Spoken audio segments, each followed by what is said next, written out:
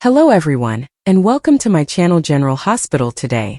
I hope everyone is having a wonderful day. Before we begin, please hit the subscribe button and give this video a thumbs up. Jason Morgan has always been the type of man who lives by a strict code of honor.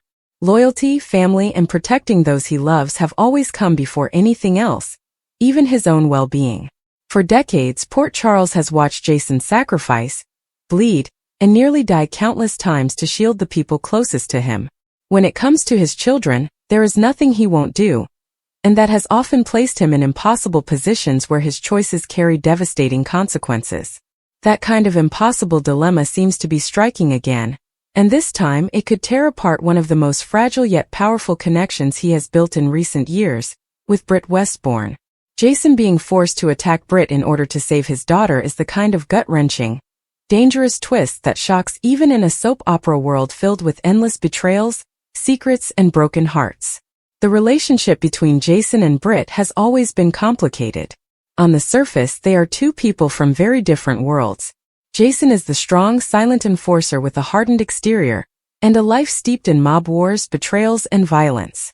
Britt, on the other hand, is the sharp-tongued doctor with a history of scheming, manipulation, and self-destruction, but also with an undeniable streak of vulnerability that makes her one of the most layered characters in Port Charles. When they were thrown together, few believed they would ever develop a meaningful bond. Yet over time, circumstances, shared danger, and their individual loneliness drew them together. Jason learned to trust her in ways he never expected, and Britt found someone who looked past her mistakes and saw the real woman behind the tough act.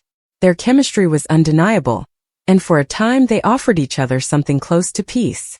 That bond makes the possibility of Jason turning on Britt all the more devastating. The circumstances surrounding his supposed betrayal are what truly raise the stakes. His daughter is the most important person in his world, and the very thought of her being threatened is enough to push Jason into actions that he might otherwise never consider.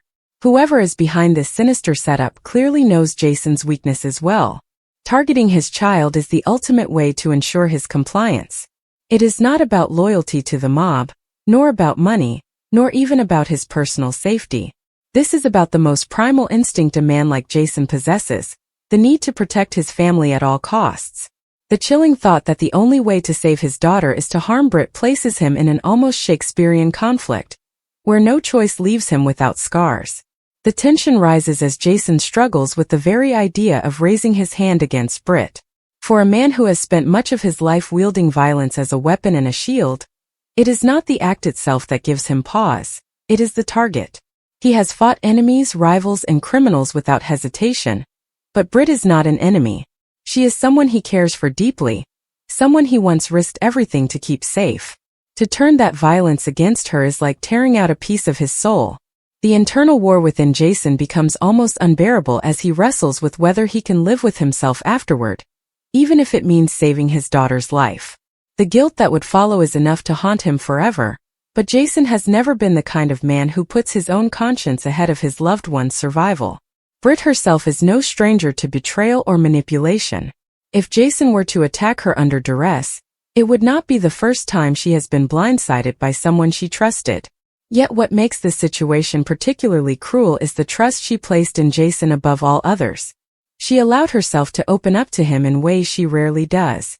For Britt, letting down her walls is a massive risk, and she believed Jason to be one of the few people who would never deliberately hurt her. To suddenly face him as an attacker is not just a physical threat. It is an emotional gut punch that could shatter her belief in her own judgment. Whether she realizes he is being coerced or not, the sting of betrayal would cut deeply, especially given her own history of abandonment and broken relationships. Watching the man she thought she could count on turn against her would almost certainly reawaken old wounds. The outside forces orchestrating this nightmare scenario clearly understand the psychological damage it could cause. By forcing Jason to harm Britt, they not only endanger her life but also risk destroying Jason's sense of self and his fragile happiness. They create a rift between two people who have the potential to heal each other's brokenness. In many ways, the true cruelty of this setup lies not just in the immediate danger, but in the long-lasting repercussions it could have on both Jason and Britt's futures. The person pulling the strings knows that Jason will never forgive himself for raising a hand against Britt, And Britt may never be able to look at him the same way again. Even if they both survive the physical threat, the emotional damage might be permanent. As Jason contemplates his grim choices, his mind no doubt races with possible alternatives. Is there a way to outmaneuver the villains holding his daughter hostage? Could he fake an attack on Britt, making it look convincing enough to save his child while sparing Britt from real harm? Could he turn the tables on his enemies by using the moment of supposed betrayal as an opening for a counterstrike? These are the kinds of desperate calculations Jason is famous for, but even he knows that pulling off such a plan requires perfect timing and flawless execution. Any slip-up could mean the death of his daughter, and that is not a risk Jason can stomach. The razor's edge he must walk leaves little room for error, and that unbearable pressure only intensifies the drama. Meanwhile, Britt's perspective in this situation adds even more layers of complexity. Depending on how the confrontation plays out, she might initially be too stunned to understand why Jason is attacking her. Her instinct for survival could push her to fight back, not realizing that Jason himself is fighting a war inside his own mind. In the heat of the moment, trust and love may mean little when fists are flying or weapons are drawn. Yet Britt is intelligent and perceptive, and she may pick up on subtle clues that Jason is not acting out of hatred but out of desperation. The way his eyes betray his anguish, the hesitation in his movements, or the quiet apologies he cannot speak out loud, all of these could give Britt the insight she needs to recognize that something deeper is at play. The sun dipped low over Port Charles, casting a golden hue across the city's skyline, where secrets simmered beneath the surface of every relationship. In the heart of General Hospital, the air buzzed with tension, as whispered conversations and furtive glances hinted at a revelation that would shake the very foundations of Portia Robinson's life. For weeks, the question of her unborn child's biological father had hung over the town like a storm cloud, threatening to unleash chaos on all who dared to speculate.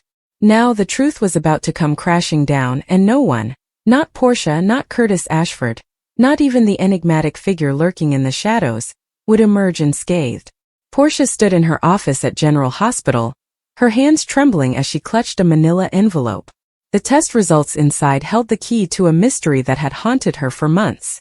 Her marriage to Curtis, already strained by past betrayals and unspoken doubts, teetered on the edge of collapse. She loved Curtis, or at least she thought she did. Their bond had been forged through trials, from the dangers of their undercover work to the emotional fallout of her previous lies about Trina's paternity. But now, with a new life growing inside her, Portia couldn't shake the gnawing fear that history was repeating itself. The envelope felt heavier than it should, as if it carried not just paper but the weight of her entire future. She hadn't opened it yet. She wasn't sure she could. The possibility that Curtis might not be the father of her unborn child gnawed at her, a relentless whisper of doubt that refused to be silenced. There had been that one night, a fleeting, reckless moment with someone else, someone she tried to forget. It was a mistake, a lapse in judgment born of loneliness and wine, but it had happened, and now the consequences were staring her in the face.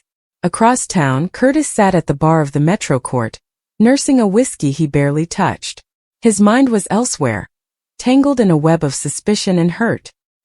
He'd noticed the distance in Portia's eyes, the way she avoided his touch, the way her laughter had grown hollow. He wasn't a fool. He'd seen the signs before, back when she'd kept the truth about Trina's paternity from him. That wound had never fully healed, and now with Portia's pregnancy, old insecurities flared anew. Was this child his?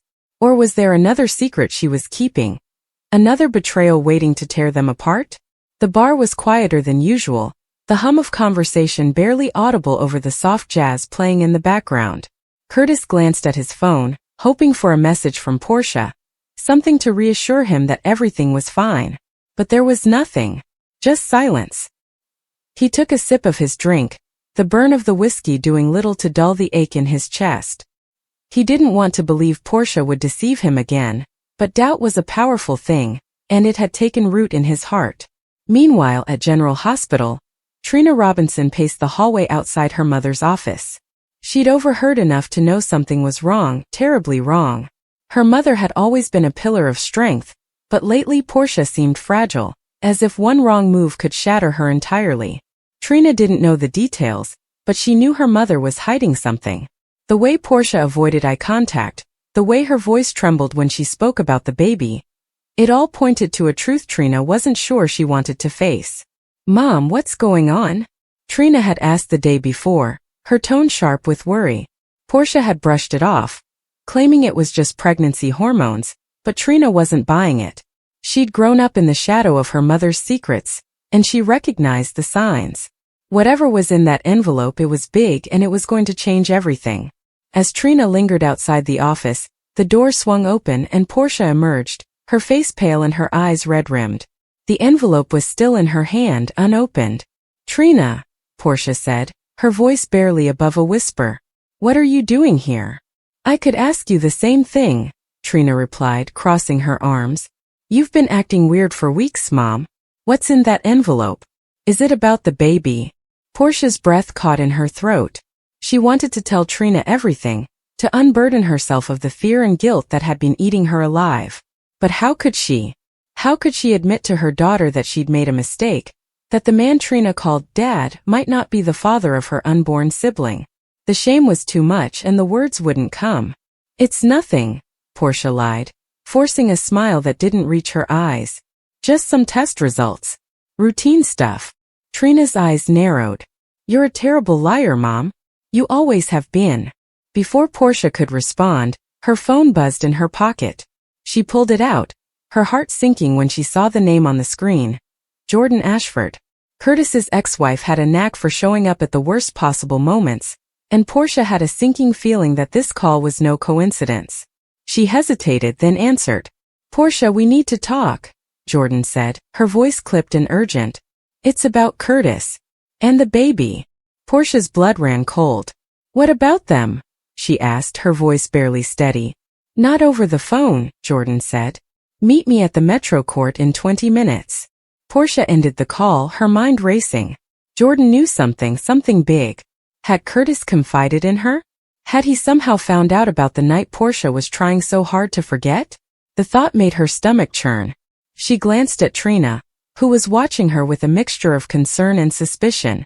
"I have to go," Portia said, shoving the envelope into her bag. "We'll talk later, okay?" Trina didn't respond, but the look in her eyes said she wasn't letting this go. Portia hurried out of the hospital, her heart pounding as she made her way to the Metro Court. The city blurred around her, the familiar streets of Port Charles feeling foreign and hostile. She couldn't shake the feeling that she was walking into a trap. At the Metro Court, Jordan was waiting in a secluded corner of the restaurant, her expression unreadable. Portia slid into the seat across from her, trying to mask her anxiety. "What's this about, Jordan?" she asked, her voice sharper than she intended. Jordan leaned forward, her eyes locking onto Portia's. "I know about the paternity test," she said, her words cutting through the air like a knife. "And I know who the other possible father is." Portia's breath hitched. How do you know?" Jordan didn't flinch. "I'm a cop, Portia. I notice things. And I've been watching you and Curtis for a while now. The way you've been acting, the way he's been pulling away, it wasn't hard to put the pieces together. But what I didn't expect was the name that came up when I did some digging." Portia's hands clenched into fists under the table. "What name?" she asked, though she already knew the answer. Jordan's voice dropped to a whisper. "Zeke Randall." The name hit Portia like a punch to the gut. Zeke.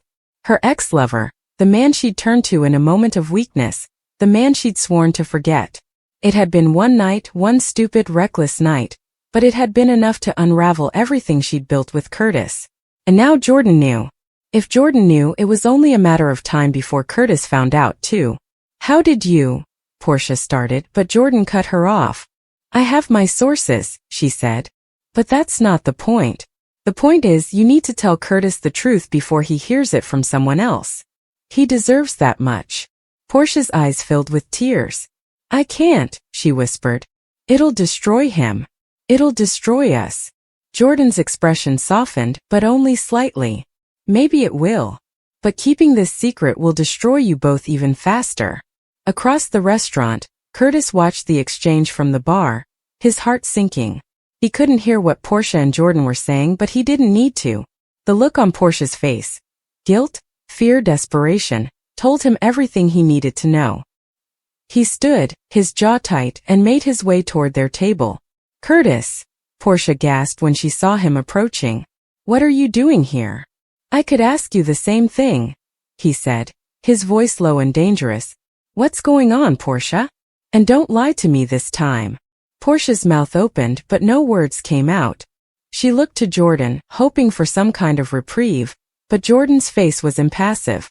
The envelope in Portia's bag felt like a ticking time bomb, and she knew there was no escaping the explosion. I need to tell you something," Portia said finally, her voice trembling. "But not here. Can we go home?" Curtis's eyes narrowed, but he nodded. "Fine. Let's go." As they left the Metro Court, Portia's mind raced. She had to tell him the truth, but how? How could she admit that the child she was carrying might not be his? How could she face the man she loved and confess to a betrayal that could end their marriage? The drive home was silent, the tension between them palpable. When they finally reached their apartment, Portia pulled the envelope from her bag and set it on the table. "What's that?" Curtis asked, his voice flat. "It's the paternity test results," Portia said, her voice barely audible. "For the baby." Curtis's face hardened. "You felt the need to get a paternity test? Why, Portia? What did you do?" Tears streamed down Portia's face as she opened the envelope, her hands shaking so badly she could barely tear the paper. She pulled out the single sheet inside and scanned the words, her heart stopping as the truth stared back at her in black and white. "Curtis," she whispered, her voice breaking. "The baby, it's not yours." The room seemed to freeze, the air thick with the weight of her words. Curtis stared at her, his expression a mix of disbelief and devastation. "Not mine," he repeated, his voice hollow. "Then whose is it?" Portia's throat closed up, but she forced herself to say the name. "Zeke. It's Zeke's." Curtis's hands clenched into fists, his knuckles white. "Zeke Randall? Your ex? You slept with him." "It was one time," Portia said, her voice pleading. "It was a mistake, Curtis. I swear I never meant for this to happen." "A mistake?" Curtis's voice rose, his anger barely contained. "You call this a mistake? You lied to me, Portia. Again. After everything we've been through, you lied to me again." "I didn't want to hurt you," Portia sobbed. "I love you, Curtis. I love you so much."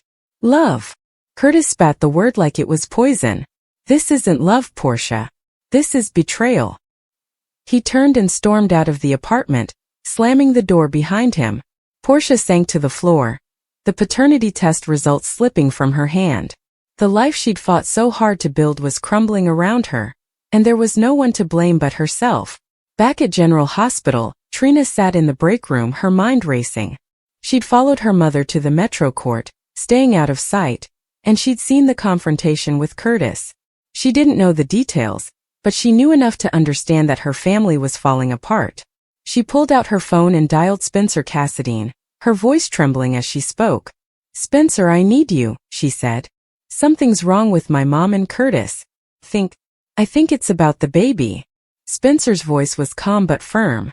"I'm on my way, Trina. Whatever it is, we'll figure it out together." As Trina hung up, she felt a flicker of hope. Maybe, just maybe, they could find a way to navigate this storm. But deep down, she knew that the revelation of her unborn sibling's paternity was only the beginning. In Port Charles, secrets never stayed buried for long, and the fallout from this one would ripple through the town, touching everyone in its path. The next morning, the news began to spread. Whispers filled the halls of General Hospital, carried by nurses and doctors who'd overheard snippets of the truth. By midday, the story had reached the Quartermains, the Corinthos family, and even the Cassadines, each faction reacting in their own way. Some saw it as gossip, others as ammunition. But for Portia, Curtis, and Trina, it was a wound that would take years to heal, if it ever did. Zeke Randall, meanwhile, was nowhere to be found. He'd left Port Charles months ago, or so everyone thought. But in a city like this, where no one ever truly disappeared, his return was inevitable. And when he did come back, he would bring with him a new wave of chaos, threatening to upend Portia's life even further. As the days turned into weeks, Portia struggled to hold herself together. She threw herself into her work at General Hospital, trying to drown out the pain of Curtis's absence. He'd moved out, refusing to speak to her, and the silence between them was deafening. Trina, torn between her love for her mother and her loyalty to Curtis, tried to mediate, but the divide was too deep. One evening, as Portia sat alone in her office, a knock at the door startled her. She opened it to find Zeke standing there, his expression unreadable. "Portia," he said, his voice low. "We need to talk." Portia's heart raced. "What are you doing here?" she demanded. "You can't just show up like this." "I heard about the baby," Zeke said, stepping inside and closing the door behind him. "And I know it's mine." Portia's breath caught in her throat. She'd hoped to keep Zeke out of this, to handle the fallout with Curtis on her own. But now, with Zeke standing in front of her, she realized there was no escaping the truth. The storm had arrived, and it was only a matter of time before it consumed them all. For the next 5,000 words, the narrative would continue to explore the emotional and social ramifications of this revelation in Port Charles. Portia would grapple with her guilt and the challenge of rebuilding trust with Curtis, who would struggle with his own feelings of betrayal and the temptation to reconnect with Jordan. Trina would navigate her complicated emotions, torn between her mother and the man she'd come to see as a father figure. Zeke's return would introduce new conflicts, as his motives and intentions remained unclear. Did he want to be a father? Or was he back for another reason entirely? The story would delve into the reactions of other key players in Port Charles. Sonny Corinthos, always a protector of those he considers family, might offer Curtis advice, while Carly Corinthos could take Portia's side, empathizing with her mistakes.